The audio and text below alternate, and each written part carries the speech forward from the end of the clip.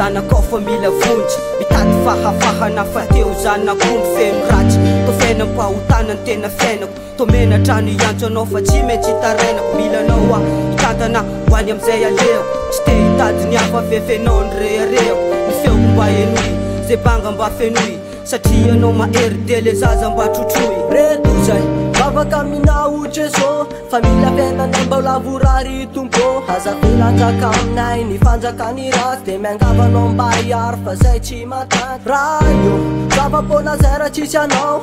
ny andrasanay alolo-piaina mboko vavaka aminao zafanao no mahery mba hitondra fanahy mazavabe tony anjely anafaka i amin'ny ratsy ary hitondra fahatsarana mila hery mahery fa malemy tsisy pitsery toy ny zanak'ondro very laika amboty revel reny ka magataka aminao zambaza avokoa fa tena mora lay bagaty zanakao raoja le mpifavaly koa atao fotolo prala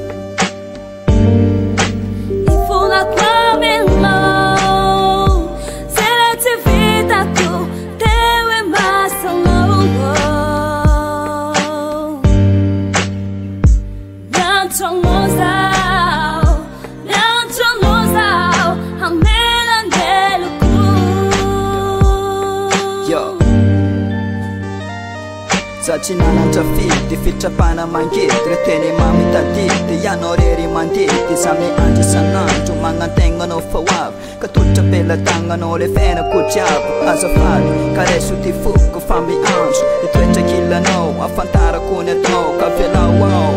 andondona ny fonao iavoko mazava fa miankina aminao nihery ny satana efa resinao niozina tsy latsa efa ravanao